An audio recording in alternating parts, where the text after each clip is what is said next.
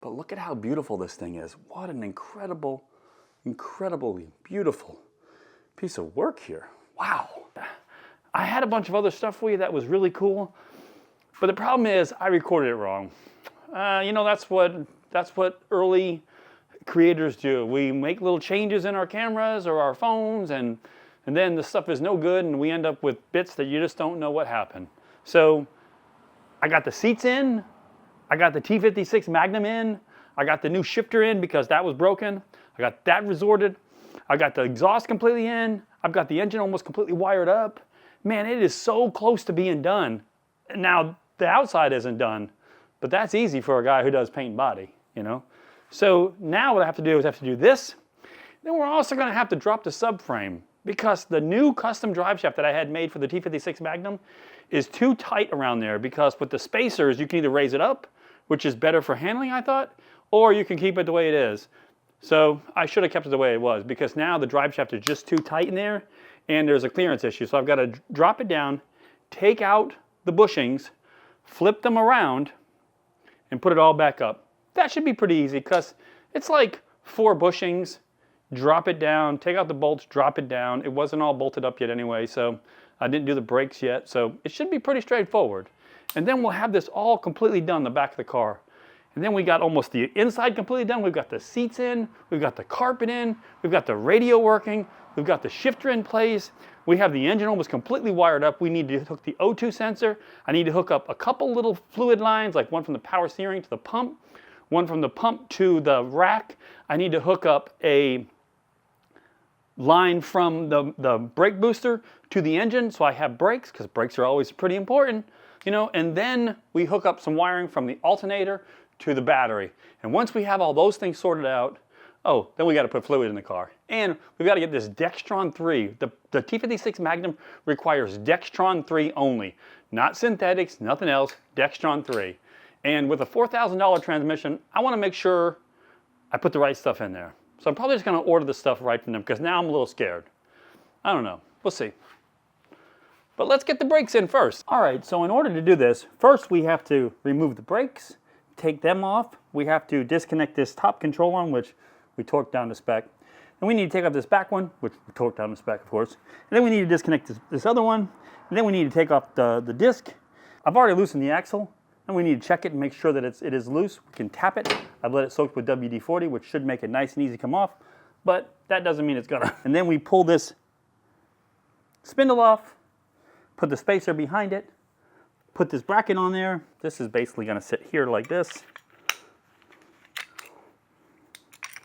This goes in here, and then this spacer goes on here to make up the difference, and then we're good to go. Yeah, that seems like it's about perfect. All right. Oh, and it's kind of funny because the person I bought the car from said that the bearing, he had it in the back. He said, oh, by the way, the passenger rear bearing needs to be replaced. So we're gonna put that on the other side so we don't forget to swap that out. And I'm gonna do that right now because I'm a creature of habit, and if I have it here, I might forget that. It's got a little bit of surface rust, but it has nothing on the inside of the bearing. And so I'm just going to lube it up and we're going to slide it in. So you may be like I was a couple weeks ago and wondering why exactly would you want dual brakes on the rear? Well, it's to really be able to lock up the rear so much better than just using your emergency brake, because emergency brake isn't made to be used all the time. It really is just for emergency brakes and parking. And this is what this whole thing does. That's crazy. This thing wasn't even tightened down. I'm going to have to fire the guy who did that. Let's just do it the old-fashioned way.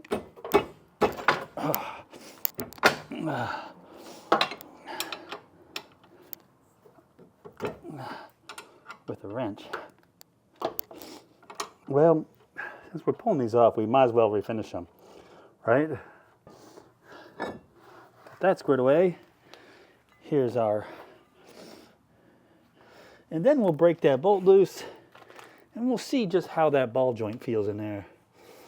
Yeah, it doesn't look too bad, but we'll see. Got to be 22 millimeter.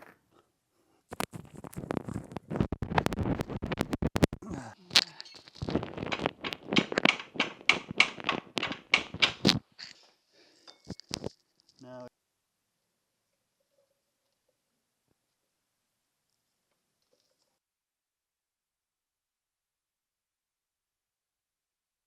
All right, so this is how it goes. If you see, this sort of sits in here like this. So you want the bracket facing forward. I couldn't find that in a video. I had to go through a bunch of pictures to find that. I don't know why GKTech left that out. But you want this facing forward. These little spaces right here, after I bolt this up, they're going to go on here. But I want to do that in order so I don't forget. Now the kit comes with the bolts.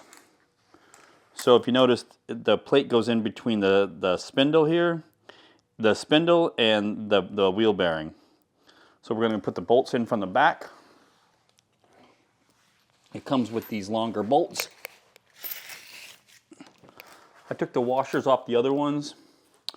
Now I'm going to use a little bit of Loctite on here, and I know it doesn't call for it, but call me crazy, but I like my stuff staying together. So I'm just going to put just a little dot of red, just to kind of, because there would look like there was something on the threads, and so we're going to just lock that in there like that. Put that in there like that. It's not quite centered up perfectly. We're going to go ahead and put all 4 of these in.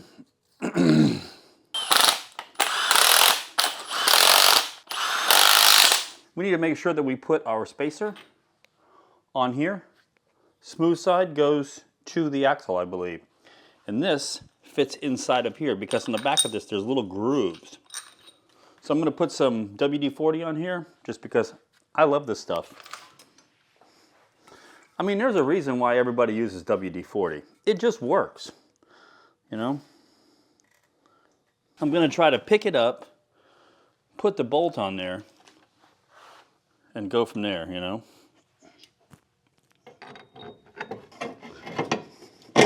There we go with that.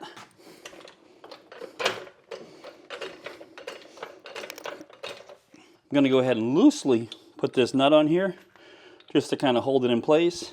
Now that I have that on there, I'm going to put one of these bolts up here. I can't remember which one goes in first, but I believe I had to put them in order. Now, what I really want to do is before I tighten all this stuff down, I want to make sure that this thing is correct. Now, it would be nice if GKTech put some sort of like diagram showing just how this is supposed to sit on here. I'm not sure why they don't. Maybe because, I don't know, maybe they like talking to people on the phone or something like that. I don't know. They're really pretty good about a lot of things. But some of this stuff, it's like, you guys could have done a little better on that, I feel, you know. The way I understand it is you take these spacers off, which compensate for the difference there, and it moves out the factory bracket. This is literally what brake cleaner's for, to clean brakes, you know, to get this oil off of here, because you don't want this to contaminate your pads, really. If you notice, there's a line there. It's like a little bit discolored, where I think I probably got some WD-40 on there. So now I don't want that to get on the pads, because that'll kind of contaminate them and make them not work very good. You have to put this caliper on at the same time as everything else, at the same time. So let's go ahead and take one of these absolutely beautiful calipers out. Oh my God, these are so beautiful. Oh man. Wow, that is so incredibly light. It's weird that it's 2 different colors. Huh. Wow, that's pretty crazy though. Let me show you. Actually 2 different colors. I don't know if you can see that, but one side is darker than the other side. It's pretty wild. But look at how beautiful this thing is. What an incredibly beautiful piece of work here. Wow. Disclaimer, if you're about to put some brakes on your car, don't mess that up. Warning. Should be installed by somebody with kind of some sort of skills. So I probably shouldn't do this. Oh look, I can actually slide them in from the top. That's even better. Perfect. Let's go ahead and try to slide this on. This is so incredibly light. You don't realize like how light this thing actually is until you hold it. It's like, you don't even, it can't even be aluminum. It's lighter than what you would imagine aluminum weighs, really. It's absolutely incredible.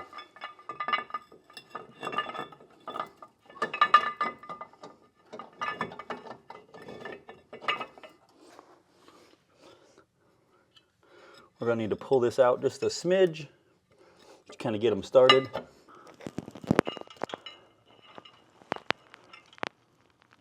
And the nuts for that are 17 millimeter, by the way.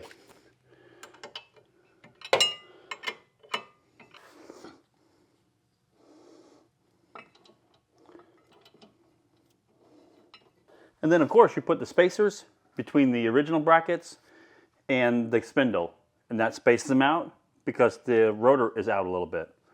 Now the caliper bolts, I will not be putting any Loctite on them.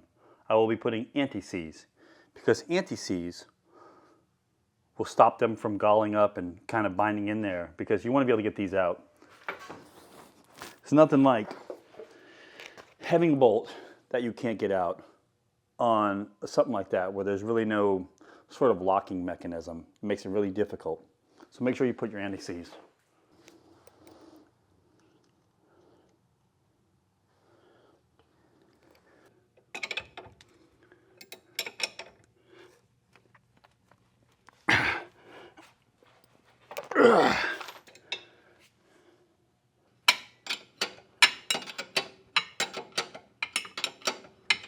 Now that we have the calipers on, we need to tighten everything back up.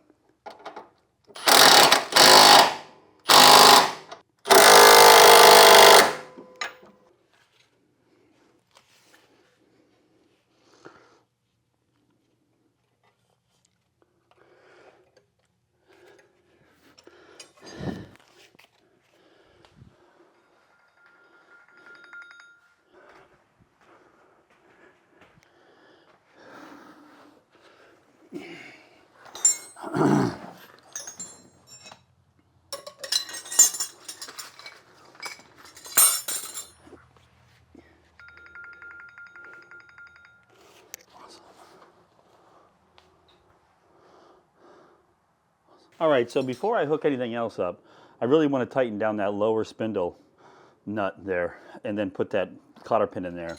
The cotter pin, I may reuse the cotter pin. It's definitely not the best, but at least it saves it. So now I think it's 22 millimeter. I don't have a 22 millimeter wrench.